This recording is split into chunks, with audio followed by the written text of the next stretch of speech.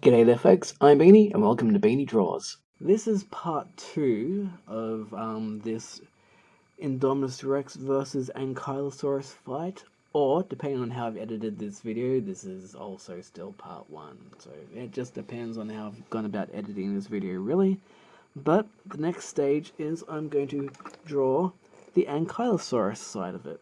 And then I'm going to be refining all the details later on. But let us get a bit of an Ankylosaurus going. Ankylosaurus has a bit of a barreled body, and it also has lots of armor plating on its back, which makes it a nice challenge for Indominus Rex to chomp into.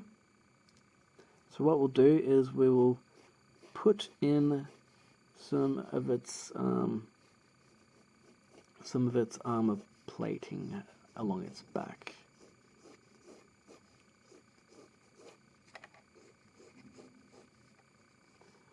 I'm also thinking I'm going to have the back, because it seems it has this armor plating going right along its tail, and depending on the pose, it seems like its whole back and tail section was actually quite flexible actually, which I was surprised about in the movie.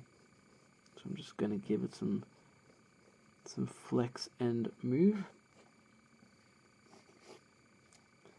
And what I'm going to do is I'm going to put in some more detail in the leg first before I do much of the body.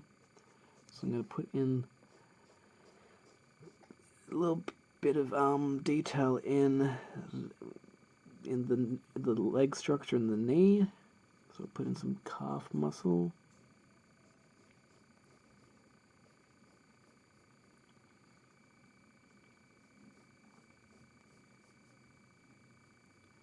I'm kind of imagining these like cylinders, really.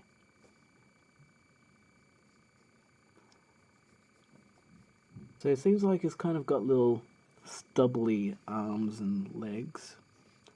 So I'm just gonna... It's also, when the Indominus Rex flips it over onto its back, it looks like it's got a nice little squishy belly. Well, I suppose that's really how dinosaurs would have eaten an Ankylosaurus. But what I'm gonna do is I'm gonna give it its little arms and legs and stuff.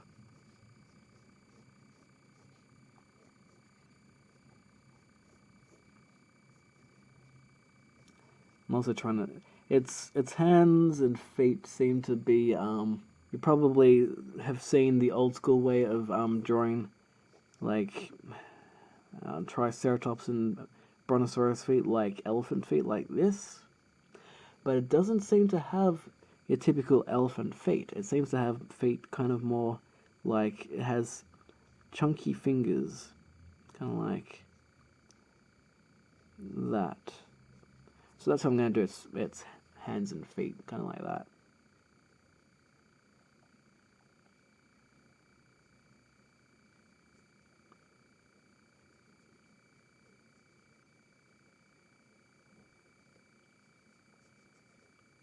It's kind of hard to explain and teach the feet side of things. But you can probably see like little tiny fingers, like little tiny tiny toes, as opposed to, you know, the big, not claws, and they're not like elephant toes. They're kind of like very tiny stubbly fingers on the feet.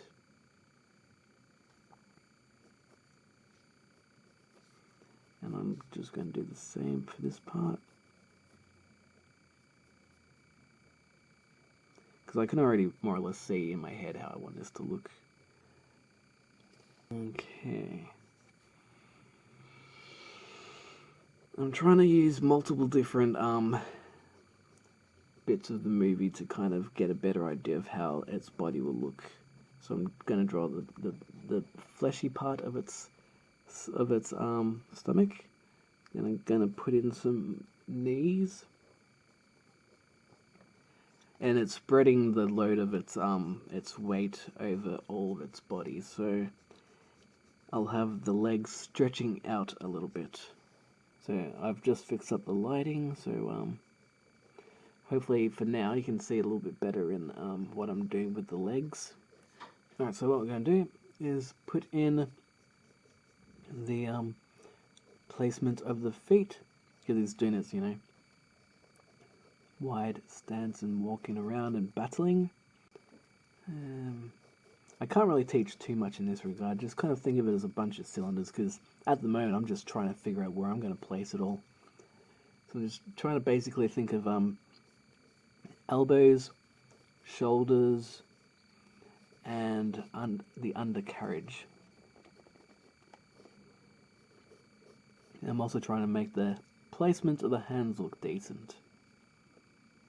Or the feet, whatever you want to call them.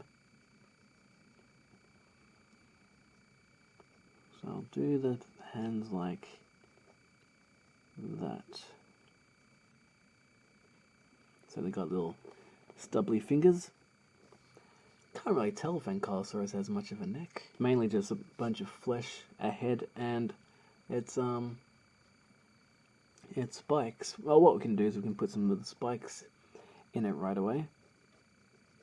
So I'll put some of its hard, spiky bits along its back. That'll make it look a little more like a Ankylosaurus.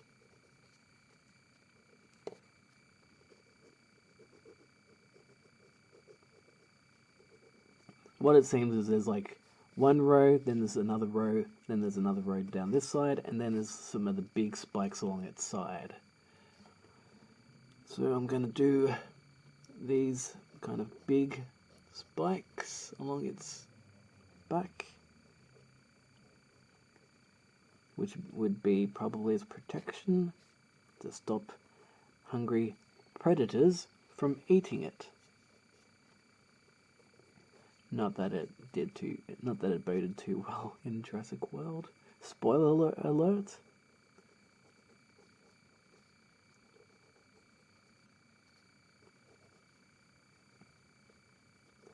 So I'm going to do more of these nubs. I think they're probably finished around here, I'd say. Then I'll do some kind of nubbly bits around here.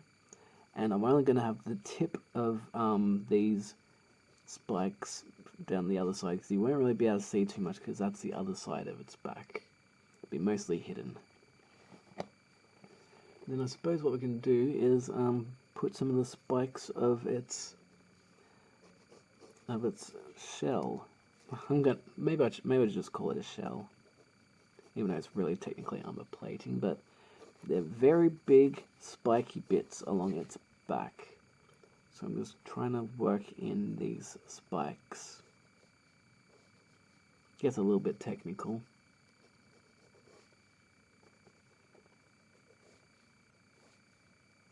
I'm roughing in the basic positioning of these spikes, and then I'll refine them where I can.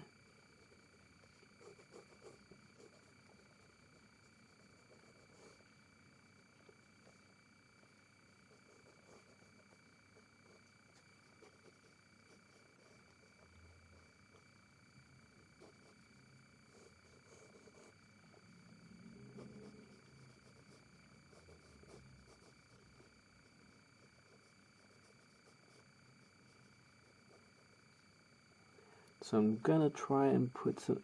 I'm basically working the shape of the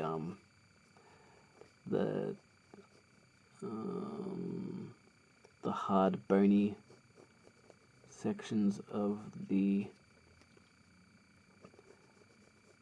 back plating, I guess, shell. I'm gonna call it a shell, I think.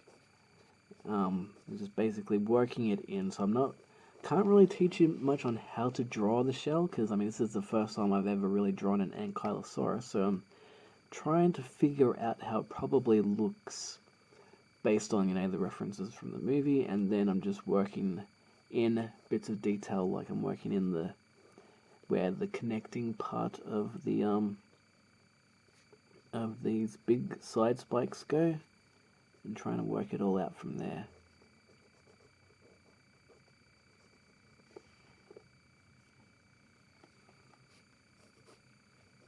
So I'll probably put more little details in that spike and that spike.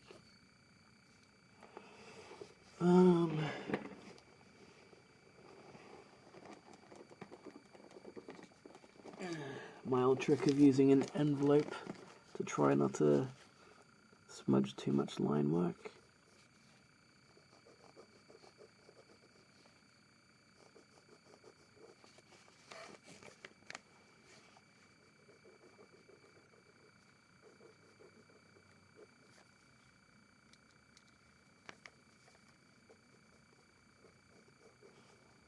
Refining that spike, because that spike seems to be out a little bit more than some of the other ones. And of course that also means that these spikes are hiding this part of the leg. But I wouldn't have known that until I try to work out the placement of these spikes.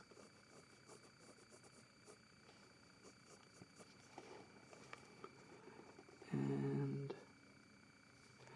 I think it's spiking goes all, because I'm trying to look at the its wiggling of its tail in this clip.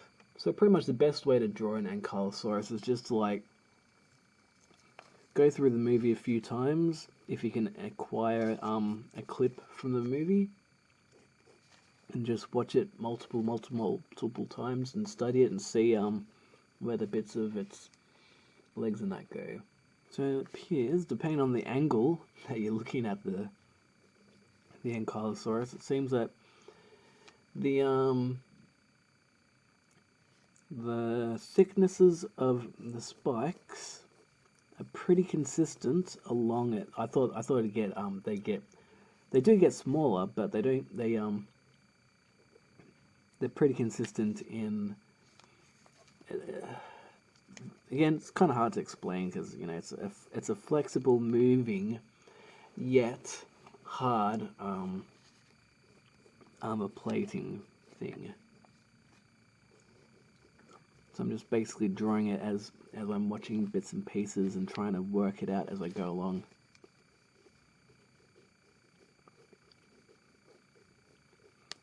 But you just basically imagine that it's armor plating. And then there's a few spikes coming out from the side.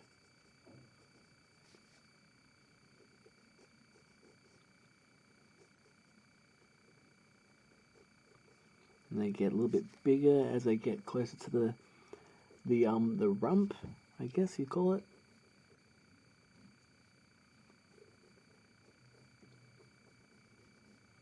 And so I'm like, around here you can see that was going to be a longer spike, but I'm thinking I'm going to have that a little bit smaller of a spike. And then I'd be erasing that line. It's just all about refining and seeing, putting the picture together in your head.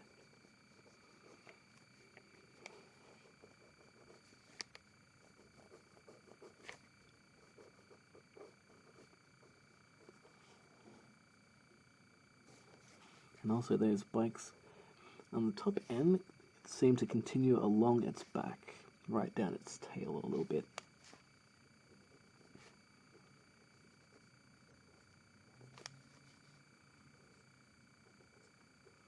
It's almost a bit like the Mosasaurus, really. That was a fair bit challenging with the back spikes, I found.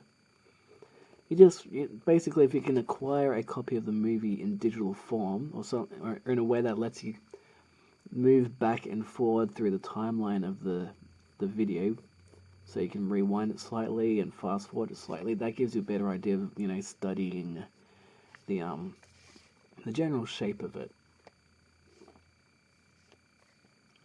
The general shape of any of the dinosaurs, really, because Indominus is a new one, so I've been playing it over and over again just to kind of get a better idea of it in my head. I did used to get a bit of flack for that back in the day, pausing the movies constantly and slow motion throughout, step by step, frame by frame studying the movies. But when you see my drawings, I think you'll agree that it kind of worked out in my favor. It gives me a good mental image of, where bits and pieces go. So I think that's looking okay. Now, same as the club. You can draw the club any way you really want to do it, I guess, but I'm trying to give it a bit of a chunky, bony, rocky kind of look.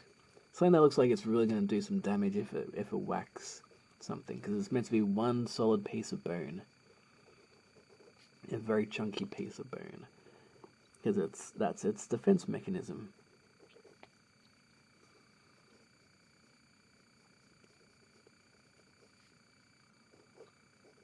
So I'm just going to give it a little bit of lumpy looks.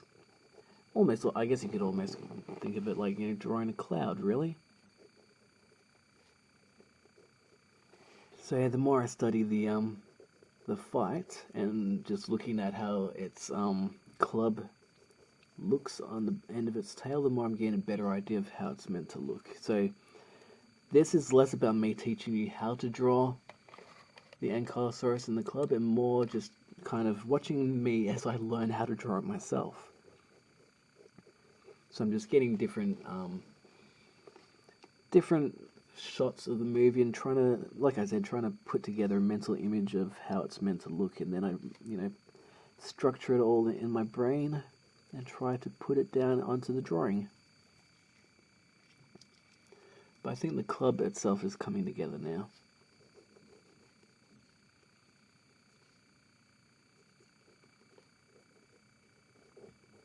It seems to come into little pieces.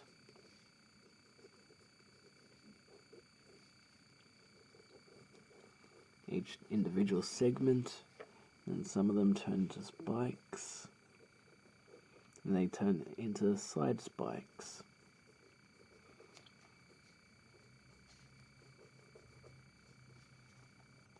Now their head is going to be a little bit different. I want to have the head kind of facing the Indominus Rex a bit more, so I'm going to try and draw a little bit of a squared cube thing, a box, I guess you could call it. I'm trying to draw a little bit of a box to figure out where because I want it needs to see where the Indominus Rex is, so it's kind of placing its head where it needs to go to see it. And that's a little gap for the mouth. And I think that's probably a good positioning for the head.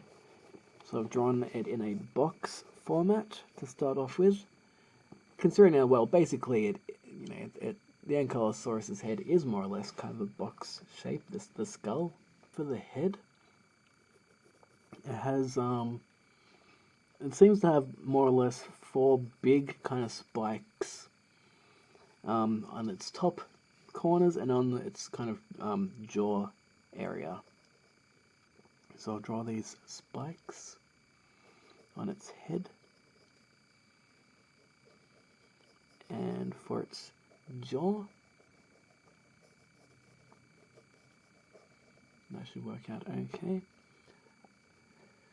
It's kind of hard to figure out how it connects, because you can't really see the neck too well. That's probably the whole point, really. Because the whole point of its armor plating was to avoid being able to allow access to its neck via predators. So I'm just going to put in some spikes along there.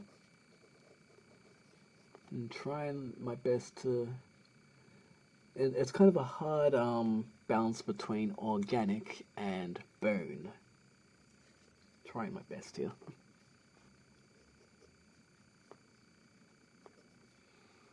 But the shoulders, at least, are fairly simple. Just fixed up my white balance a bit. So hopefully now this video doesn't look as dodgy and bad to watch. Actually, I think I'm going to have this arm a little bit lower down. You can probably see, you may or may not be able to see some of the smudging going on with the lead. But that's why I avoided, using circles and construction shapes, because if I'm going to just remove bits and like see how the foot used to be there and now I'm moving the foot down about here,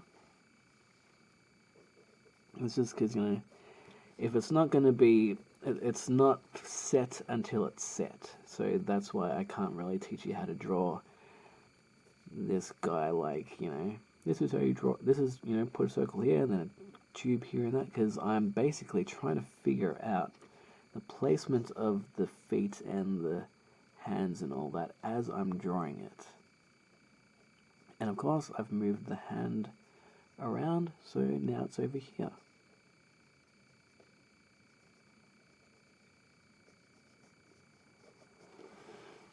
But I think that works better in the placement now.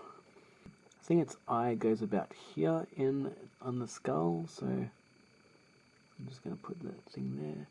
There's also several ways that you can go about drawing the scales along its head, depending the skull of a Ankylosaurus looks like it already has some of the indentations of the scales on its skull, and they look a little bit different to the Jurassic World version, but basically we're artists now. Ooh, hiccup. Basically we're artists, so we can kind of make up some of it as we, you know, we can imaginize, not correct word, but we can kind of, you know,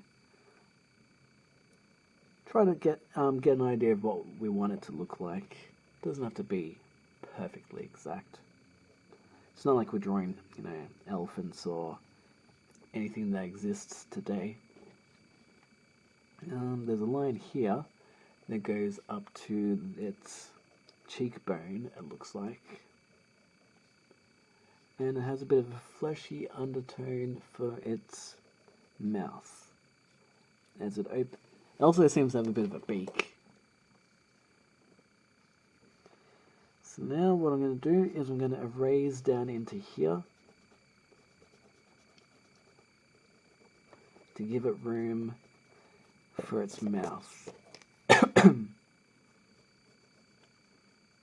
So it seems to have a bit of a sort of a beakish mouth. So it seems it's got a mouth kind of like a triceratops. So I'm going to give it a little bit of a beakish mouth.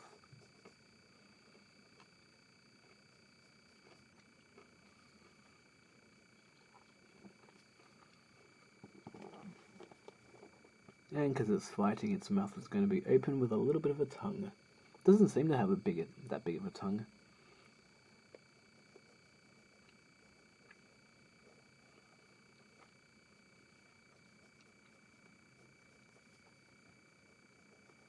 So its mouth is open. Going to a fleshy under cheek. And then goes to about there.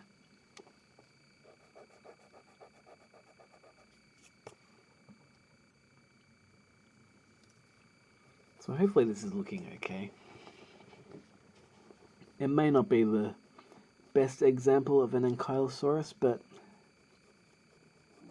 it's kind of the beginning stages. So now I'm also refining the shape of the back a bit to fit in with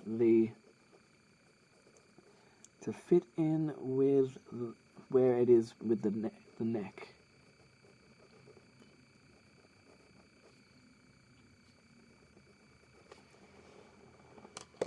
So this is one of those things where it's less about teaching you how to draw and more about just watching how I go about drawing it. So I'm also, as you can see, I'm also erasing a lot of what I did at the top of the back, because now I know where the head is. I kind of got a better idea of where the rest of the back will go.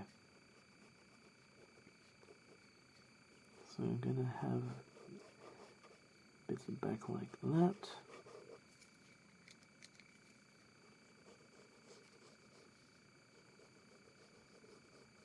Like that, like that. Have a bit of a spike there, spike there, spike there, bit of a spike there, or a a lump or something, but you know, spikes, lumps are the same thing really. And then kind of the sharpish, pointy, spiky things at the top of each one. So it's got 3 rows of spikes really on the you know, depending on the Ankylosaurus design. Some of them actually would have, you know, had like these kind of shapes along its back. It just depends on how you really want to draw it, I guess. Haha, I just had a really awesome idea. So while drawing this Ankylosaurus, I just had an idea because someone suggested, you know, that I do a video on drawing a hybrid, and I just had a cool idea which could possibly work. A Stegosaurus Ankylosaurus hybrid. That would be pretty badass if you ask me. So that might be what I'm gonna draw down the track. But for now, I'm just gonna go back to, you know, drawing this. I'm gonna try and figure out where I want to have some of the scaly, bony bits on its head. Just gonna give it big sort of chunky scales.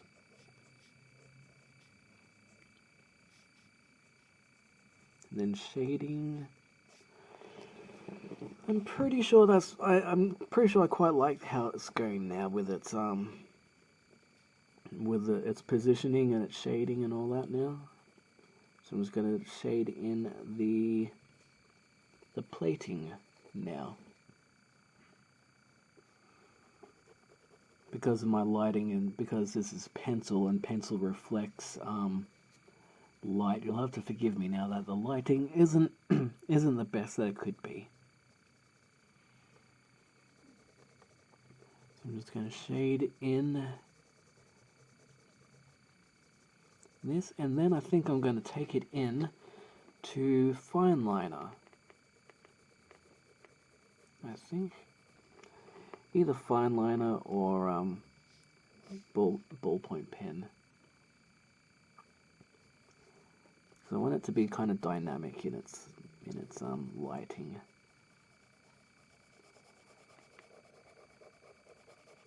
Because the underbelly will be in shadow.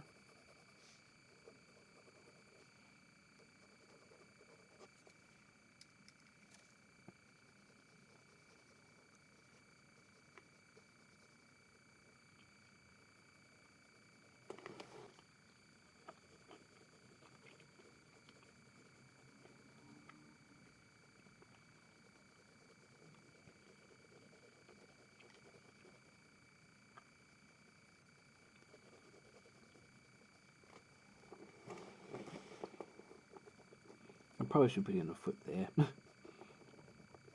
Just so it looks like it's on all fours. I'm going to try and put in some leaves in here to give it a bit of a dynamic look. Actually, this foot also needs to be fixed now.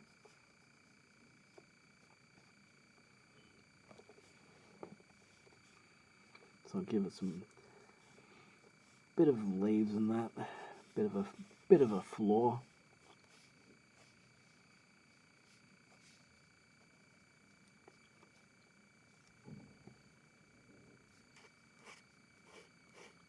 And give some movement lines for the tail.